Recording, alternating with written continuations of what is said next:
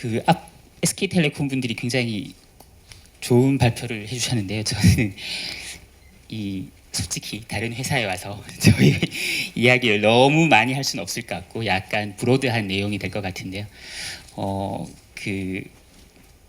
남의 집에 와서 저희 집 잔치 홍보를 하게 될 것 같은데 좀 더 궁금하신 내용이 있으시면은 10월 말에 하는 데뷔에 오시면은 좀 더 자세한 내용을 들으실 수가 있습니다.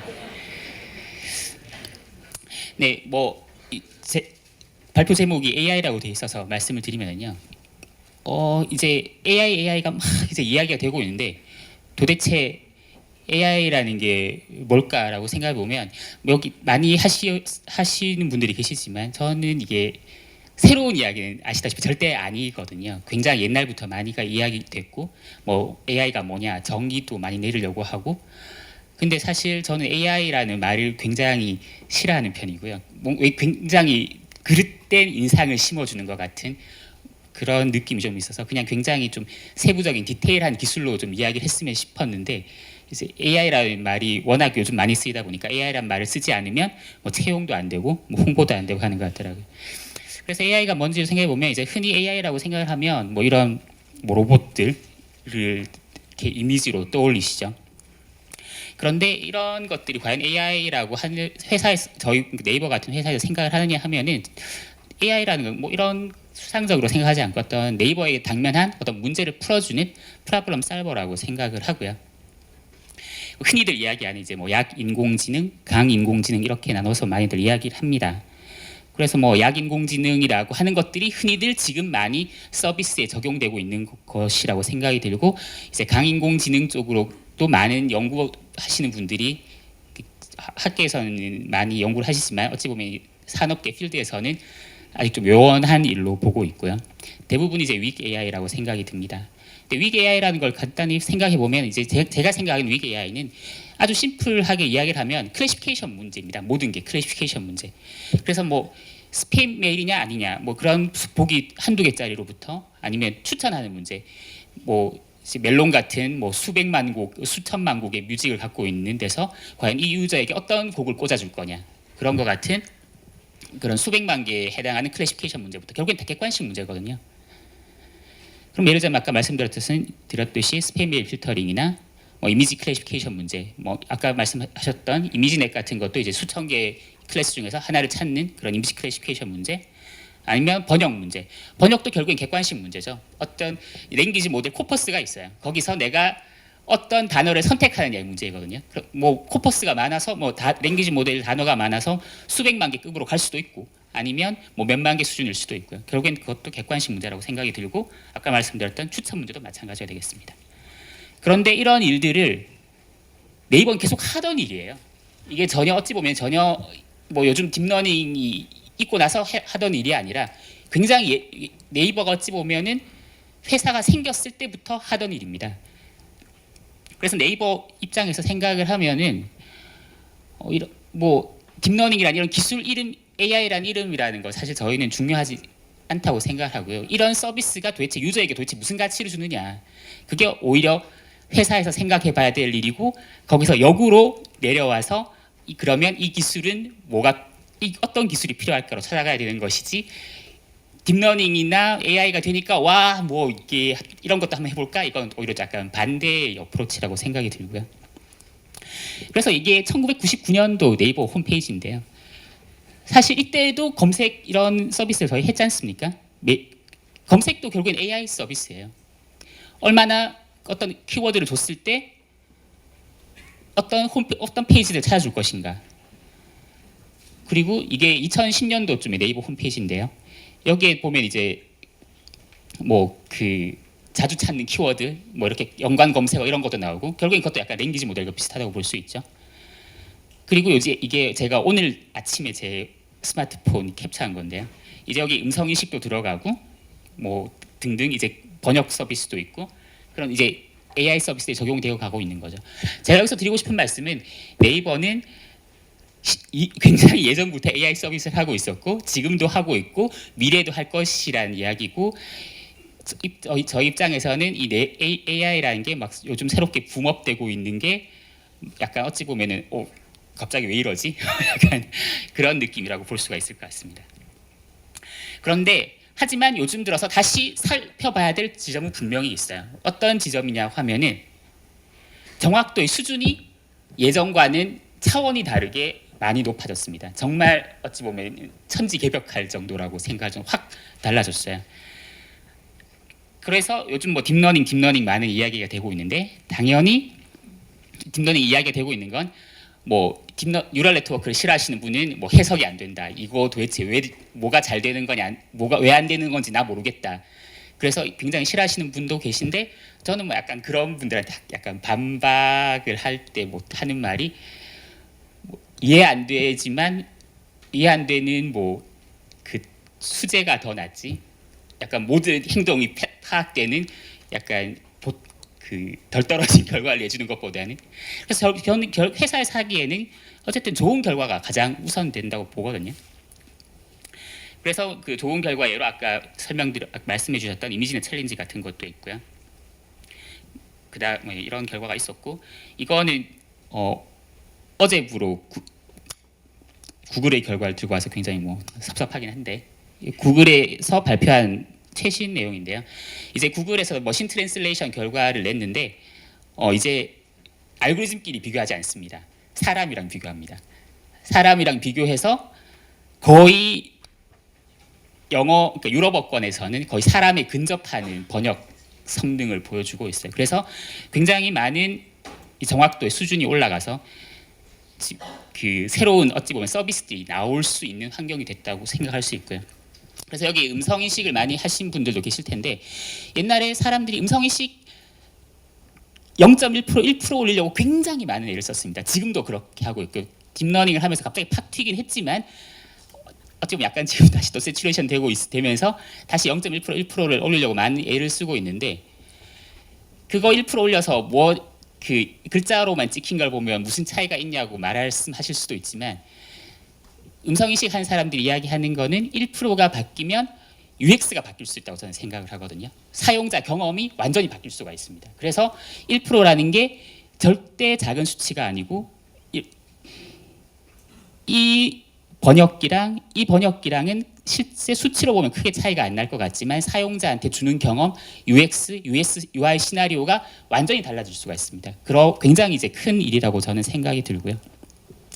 그래서 이런 딥러닝을 저희도 이제 계속 네이버 서비스에 적용을 하기 시작을 했고요. 예를 들자면 이제 어찌 보면 딥러닝이 발전해가는 그 코스를 따라서 저희도 이제 하나씩 서비스를 적용을 해가기 시작했습니다. 아시다시피 이제 음성인식이 가장 딥러닝 쪽에 먼저 적용이 되었고 그래서 2013년도쯤에 저희도 어쿠스틱 모델을 적용을 해서 네이버 음성 검색에 적용을 해서 에러 레이트가 거의 20% 가까이 개선되는 결과를 얻었고요. 그 다음에 이제 음성인식 다음에 이제 이미지 쪽으로 적용을 해서 네이버 클라우드에 올라오는 사진들을 분류해주는 서비스. 그 다음에 네이버 지식인에 등록된 어떤 이미지에 대한 지식 질문에 대한 답을 해주는 서비스. 그 다음에 이제 저희 네이버 자회사 중에 이제 라인 아시는 분들이 많으시겠지만 라인이 굉장히 지금 많은 인기를 얻고 있는데요. 라인 스티커가 굉장히 잘 팔리고 있습니다. 그때 라인 스티커에 대해서 이런 스티커도 한번 사봐 하는 추천해주는 서비스를 이미지 기반으로 지금 하고 있고요. 그 다음에 네이버 지식 쇼핑도 많이들 쓰시는데 이제 뭐 예를 들자면 뭐 인터파크나 11번가나 이런 데서 막 상품 정보들이 넘어옵니다. 그러면 그 상품 정보들을 네이버 지식 쇼핑에 맞는 카테고리로 다시 꽂아줘야 되는데 그 상품 정보만을 가지고 저희가 다시 꽂아줘야 되는데 굉장히 그때 오류도 많이 발생하고 사람들이 직접 손으로 많이 작업을 많이 하게 됩니다. 그럴 때 저희가 이제 좀 전에 아까 SKT 분도 말씀하셨는데 RNN 같은 그런 알고리즘을 사용해서 자동으로 상품 정보를 이용해서 카테고리를 지식 쇼핑에 맞게 재분류를 해주는 그런 작업도 하고 있습니다. 이걸로 이제 많은 그 인건비 이것도 그러면 인공지능의 폐해가 나오네요. 예, 그런 절약도 하게 됐고요. 요거는 그 데이터 마이닝 분야에서 가장 유명한 학회라고 할 수 있는 KDD라는 학회가 있는데요. 그 KDD에서 저희가 발표해서 억셉트가 됐고 KDD에서 가장 많이 본 논문으로 이게 지금 등록이 되어 있습니다. 그래서 한번 KDD 학회에 들어가 보시면 바로 이 논문이 뜰 거고요. 한번 참고해 보시면 좋을 것 같습니다. 예. 그 다음에 얼마 전에 저희 또 네이버가 통역 앱을 내놨는데 파파고라는 통역 앱을 내놨는데 파파고가 이제 에스페란토로 앵무새라는 뜻입니다. 이 파파고에도 음성인식 엔진들이 들어가 있고 다 딥러닝을 적용한 음성 번역 앱이 되겠습니다. 그리고 또 이것도 얼마 전에 출시한 서비스인데요. 비슷한 스타일 보기라고 해서 이제 네이버에 오셔서 막 이미지 검색들을 많이 해보시는데 이럴 때 뭐 이런 옷을 보시고 이 옷과 비슷한 옷 나고 사고 싶어 이렇게 했을 때 이렇게 오른쪽 하시면은 이런 페이지 그 메뉴가 뜹니다. 보통 이미지 저장하시려고 많이 들어오시는데 여기 보면 이제 쇼핑 검색이라고 해서 비슷한 스타일 보기 이렇게 해서 비슷한 옷을 찾아주는 그런 서비스도 지금 시작을 하고 있습니다. 그래서 뭐 이제 주로 음성인식 이미지 쪽 많이 적용을 하고 있고 그 다음에 NLP 쪽도 아까 NLP 알고리즘을 이용해서 이런 지식 쇼핑 카테고리 분류 같은 거 이런 게 지금 상품 정보가 다 내추럴 랭귀지로 들어오니까요. 그런 것들을 이용해서 분류를 하는 그런 서비스도 적용하고 있습니다. 그런데 아까 SKT 분도 말씀하셨지만 딥러닝 요즘 엄청 많이 쓰고 있고 많이 퍼진 이유가 너무 쉽습니다. 하기에. 딥러닝이 굉장히 인기 있고 너무 쉬워요. 하기가. 그래서 이게 뭐 굉장히 어찌 보면 특별한 이야기가 전혀 아닙니다. 제 생각에는 관련 서비스를 하고 있으면 어느 회사건 당연히 해야 합니다. 당연히 해야 하고 하는 것이 절대 자랑스러운 일이 아닙니다. 그래서 저는 요즘 한참 13년, 14년도쯤에는 딥러닝이 약간 뭔가 새로운 워드인 것 같고 그래서 막 발표도 하고 다녔고 그랬는데 요즘은 잘 안 합니다. 왜냐하면 약간 쑥스러운 것 같기도 하고 그래서 잘 안 하고요. 그래서 가끔 스타트업 분들한테 만나서 이야기를 할 때도 있는데 스타트업 분들한테도 딥러닝을 스타트업하는 캐치프레이즈 뭐 이렇게 간판으로 걸지 마라 절대로. 그거 요새 전혀 새로운 거 아니다. 딥러닝 한다고 하면 나 같으면 투자 안 한다라고 이야기를 합니다. 딥러닝을 하는 게 중요한 게 아니라 딥러닝을 뭘 할지가 중요한 거죠. 딥러닝은 어찌 보면 당연히 지금은 써야 되는 거라고 생각을 합니다. 그리고 안 하면 오히려 뒤쳐져 있는 거라고 생각을 하고요. 그래서 워낙 빠른 속도로 발전을 하고 있어서 기술적 엣지를 갖기가 쉽지 않습니다.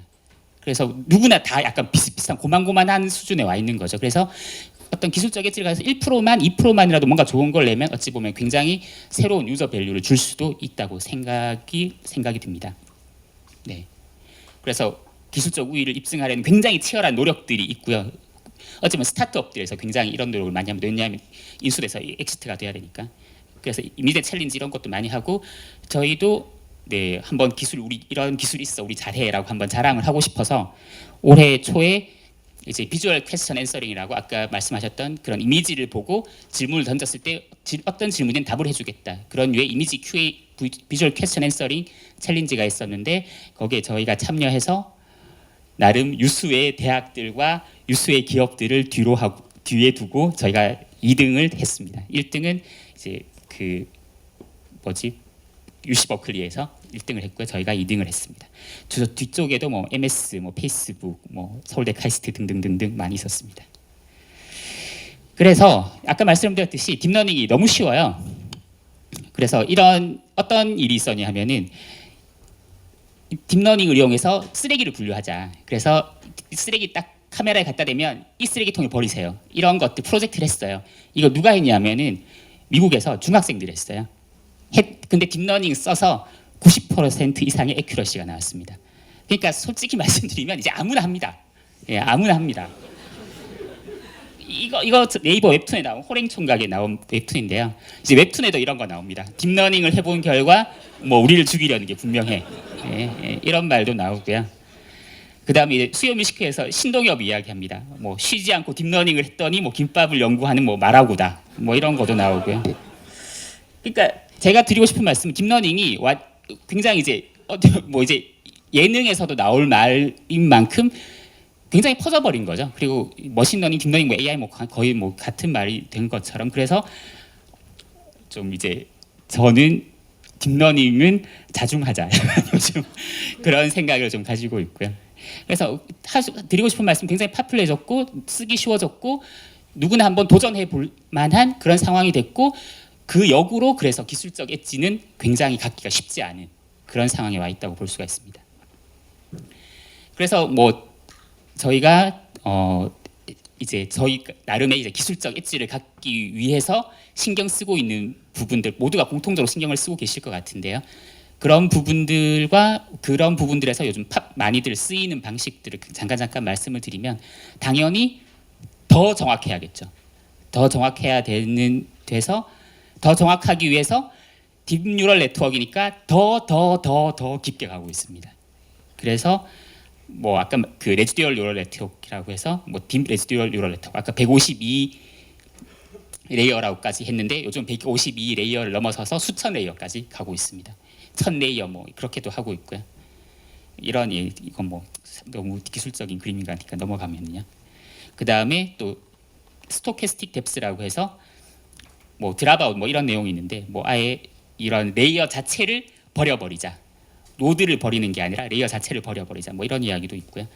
그 다음에 이거는 서비스 쪽의 이야기인데요. 딥뉴럴 네트워크 아까 뭐 152레이어 이렇게 가다 보니까 실제로 네이버처럼 굉장히 많은 쿼리가 날라오는 곳에 서는 1분 1, 그러니까 0.1초가 지금 아까운 상황인데 그래서 어떻게 하면 더 빨리 할 수 있을까? 그래서 빨리도 굉장히 많이들 연구하고 있습니다. 그래서 계산량을 어떻게든 줄이자. 그래서 뭐 뉴럴 네트워크 해봤더니 뭐 하프 프리시전이나 뭐 싱글 프리시전이나 더블 프리시전이나 뭐 거기서 다 거기더라. 그럼 다 하프 프리시전으로 가버리자. 그래서 하프 프리시전도 많이들 하고 있고요. 그런데 특히나 이제 인퍼런스 쪽에 많이들 관심이 있습니다. 인퍼런스란 뭐냐 하면은 실제 학습하는 단계가 아니라 학습을 마치고 서비스하는 단계를 말씀드리는 겁니다. 서비스하는 단계가 실제 속도에 중요한 거니까. 그래서 서비스 단계에 최적의 특화된 어떤 그런 하드웨어는 없을까? 그래서 뭐 엔비디아 GPU에 뭐 좀 인퍼런스에 맞는 GPU 좀 내주세요. 뭐 왜 그렇게 학습에 맞는 무거운 GPU만 있나요? 좀 가벼운 GPU, 빠른 GPU 그런 건 없을까요? 뭐 그런 식의 이야기도 많이 나오고 있고 그래서 엔비디아도 요즘 여기 엔비디아 분 계신 걸로 알고 있는데 아닌가요? 그 엔비디아도 요즘 그런 걸 많이 내놓고 계신 걸로 알고 있습니다. 그 다음에 정확도를 높이기 위해서죠. 계속 더 많은 데이터를 집어넣고 있습니다. 그래서 더 많은 데이터를 학습시키기 위해서 이제 모델 패러리즘, 그러니까 모델 병렬화도 많이 하고 있고요. 그다음에 데이터 병렬화도 많이 수행을 하고 있습니다. 그다음에 이건 약간 다시 알고리즘 쪽으로 넘어가는 이야기인데요. 그래서 언슈퍼바이즈드도 굉장히 관심이 많습니다. 왜냐하면은 언슈퍼바이즈드 러닝이나 세미 슈퍼바이즈드 러닝이 뭐냐면 결국엔 코스트 문제입니다. 아까 딥뉴럴 네트워크가 슈퍼바이즈드 러닝 쪽으로 굉장히 발전을 해와서 결국엔 그 음성 같으면은 음성에 대한 답을 다 달아줘야 됩니다. 이미지 같으면 이미지에 대한 답을 다 달아줘야 돼요. 그러면 그거 누가 하느냐? 그럼 사람이 해야 됩니다. 그러면 그 사람 쓰면 다 돈입니다. 그러면 그 돈을 안 쓰고 싶죠. 그래서 그 레이블을 안 달아주고서도 학습을 할 수 없을까? 그런 이야기가 이제 언슈퍼바이즈드 러닝, 세미 슈퍼바이즈드 러닝인데 그쪽에서 뭐 작년쯤에 발표된 것 중에 가장 괜찮은 게 뭐 레더 네트워크라는 그런 쪽도 있으니까 이쪽 관심 있으신 분들은 봐주셔도 좋을 것 같습니다. 그리고 이제 멀티모달 러닝, 뭐 비주얼 퀘스천 앤서링이나 이미지 캡셔닝 이쪽이 그 비슷한 내용이 되겠죠. 그래서 이미지 캡셔닝은 네이버 쪽에서는 굉장히 관심을 기울일 수밖에 없는 내용입니다. 왜냐하면 네이버가 검색 업체니까 검색의 가장 중요한 테마 중에 하나가 이미지 검색이죠. 그래서 이미지 검색을 조금이라도 더 잘 되게 하려면 이미지 캡셔닝이 굉장히 중요한 분야가 되겠고요. 그 이미지 캡셔닝의 한 일환으로 어찌 보면 비주얼 퀘스천 앤서링도 굉장히 관심을 많이 가지고 있습니다. 그리고 리인포스먼트 러닝도 관심이 많은데요. 왜냐하면 리인포스먼트 러닝이 어찌 보면은 제 생각에는 여기 이제 누구도 하셨으니까 많이 관심을 가지시겠지만 대화를 학습시키기 위해서는 결국에 리인포스먼트 러닝 쪽으로 갈 필요가 있지 않나라는 생각이 들고요. 리인포스먼트 러닝을 해서 성공을 한 대표적인 케이스가 이제 알파고가 되겠죠. 그래서 알파고 한번 보시면은 리인포스먼트 러닝의 맛을 보실 수 있지 않을까 생각이 들고요. 그 다음에 이제 약간 NLU 쪽이랑도 관련이 있을 것 같은데 뭐 리즈닝, 어텐션 그런 또 굉장히 지금 많은 연구를 하고 있고 네이버에서 관심을 가지고 있는 내용입니다. 예를 들어서 뭐 어떤 추론이죠. 어떤 단순한 사실을 찾아내는 게 아니라 사실을 조합해서 새로운 사실을 만들어내는 것. 이거가 요즘 많이 관심을 가지고 있는 게 딥마인드랑 페이스북 쪽이게 되겠습니다. 그래서 페이스북에서 만들어낸 밥이라는 토이 태스크인데요. 이걸로 리즈닝을 많이들 테스트를 하고 있습니다. 그 다음에 어텐션인데요. 이게 그냥 단순 클래시피케이션이나 번역 쪽에서도 성능을 많이 내고 있습니다. 그래서 요즘 기계 번역하면은 어텐션 하지 않는 기계 번역은 없을 거라고 생각을 합니다. 그러니까 시퀀스 또 시퀀스를 쓴다면, 그래서 기계 아까 그 보여드린 구글 결과도 이런 어텐션을 쓴 그 결과가 되겠고요. 그 다음에 이런 뭐 메모리를 쓰는 등의 메모리를 써서 뭐 계속 지식을 저장하자 류의 그런 흐름도 많이 있습니다. 이런 것들을 네이버에서도 뭐 아까 비주얼 퀘스천 앤서링 같이 조금 더 저희가 나가고 있는 분야도 있고, 뭐 솔직히 말씀드리면 글로벌 업체들을 따라가기 바쁜 분도 있습니다. 하지만 어떻게든 열심히 하려고 지금 노력을 많이 하고 있고요. 그래서 뭐 마지막으로 이제 시간이 다 돼서 제가 많이 준비해서 얼른 그 말을 빨리 했는데, 딥러닝이 퍼펙트하냐? 당연히 아니겠죠. 그 예로 많이 드는 게 이 그림이죠. 뭐 이런 그림을 넣었더니 뭐 로빈이라고 하더라. 뭐 이런 그림을 넣었더니 뭐 치타라고 하더라. 훈련을 시켜서 이 이미지를 들이밀면 이제 그렇게 되는 거예요. 당연히 딥러닝도 오류가 있습니다. 그런데 제가 또 하고 싶은 말은, 그럼 과연 인간은 뭐 대단하냐? 이거 보시면은 이거 다른 그림, 여기 이게 대표적으로 나오는 그림, 이거 달라 보이시죠? 대표적 착시 이건가요? 이거죠. A, B 달라 보이시죠? 근데 사실은 똑같은 겁니다. 똑같은 색깔인데 엄청 달라 보이죠. 인간이 주는 착시 효과인데요. 뭐 제가 딥러닝을 하고 있는 사람으로서 변명을 하자면 딥러닝이나 인간이나 뭐 별로 다를 건 없다. 그런 차원에서 한번 드리고 싶었던 말씀인 거고, 딥러닝도 아직까지 분명히 오류가 있는 거고 계속 더 발전을 해야 되는 상황임에 분명합니다. 그런데 뭐 뉴럴 네트워크라는 그 내용 자체는 사실 굉장히 오래전부터 나왔던 이야기긴 하지만, 딥러닝이 이슈가 된 거는, 제 이슈가 되기 시작한 건 2007년, 8년 정도부터라고 생각이 되고요. 어찌 보면 아직 10년도 채 안 된 기술이 벌써 이만큼 상용화돼서 진행이 되어 왔습니다. 그래서 제 생각엔 아직까지 발전할 여지는 굉장히 많다고 생각하고요. 그래서 충분히 기대를 해봐도 좋다고 생각을 합니다. 하지만 아까 다른 분도 말씀하셨지만 너무 섣부른 기대는로서 샴페인을 너무 빵빵 터뜨리면 당연히 거기에 대한 반대급부로 굉장히 시장이 냉담한 반응을 보이겠죠. 그래서 저는 적절히 그냥 관심을 가져주시고 바라봐 주셨으면 하는 생각입니다. 네, 이상입니다. 네, 감사합니다.